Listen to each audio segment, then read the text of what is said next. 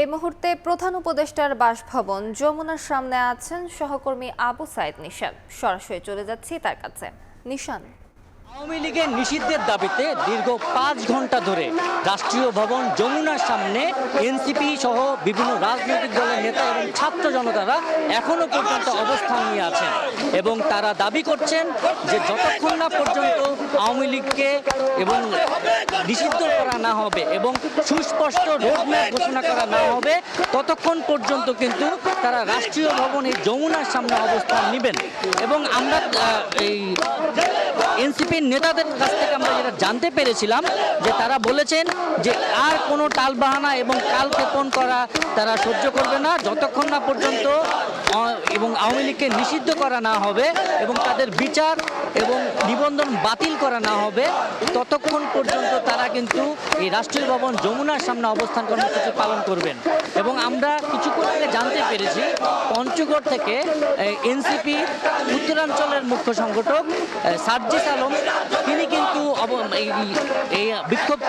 এই আন্দোলনে অংশগ্রহণ নিতে কিন্তু তিনি আসছেন এমনটাই তিনি ফেসবুক পোস্টের মাধ্যমে জানিয়েছেন। এবং এনসিপির শীর্ষ যে নেতারা নাহিদ ইসলাম,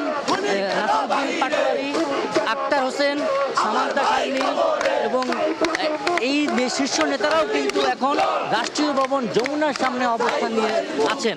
এবং আওয়ামী লীগের নিষিদ্ধ না হওয়া পর্যন্ত তারা কিন্তু এই রাষ্ট্রীয় ভবন যমুনা এখানেই অবস্থান নেবেন বলে আমাদের জানিয়েছেন। এবং আমরা আরও যেটা দেখেছি এখানে কিন্তু আইন শৃঙ্খলা রক্ষাকারী বাহিনী কিন্তু রাষ্ট্রীয় ভবন যমুনার চারপাশে শক্ত অবস্থান নিয়ে আছেন এবং জুলাই গণ অভ্যুত্থানে আহত যোদ্ধারাও কিন্তু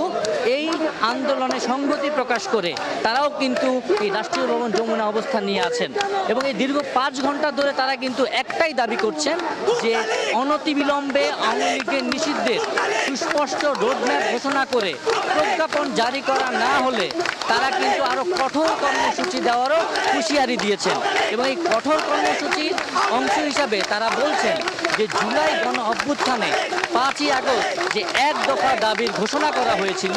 সেই এক দফা দাবিও কিন্তু যদি কিনা তাদের এই আন্দোলনের যে এক দাবি সেটি বাস্তবায়ন না হয় তাহলে সেটিও তারা কিন্তু ঘোষণা করতে পারে বলে জানিয়েছেন। এই যে আওয়ামী লীগের নিষিদ্ধের বিষয়ে দীর্ঘ অনেক দিন থেকে কিন্তু তারা কথা বলছেন এবং এই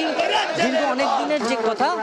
তারা কিন্তু দাবি করছেন যে এই আওয়ামী লীগের নিষিদ্ধের বিষয়ে সুষ্ঠু রোডম্যাপ ঘোষণা না হওয়া পর্যন্ত এই রাষ্ট্রীয় ভবন যমুনার সামনে থেকে তারা কিন্তু কোনোভাবেই সরে যাবে না এবং তারা এখানে অবস্থান করবেন। এই ছিল রাষ্ট্রীয় ভবন যমুনার সামনে থেকে আমার কাছে সর্বশেষ সংবাদ।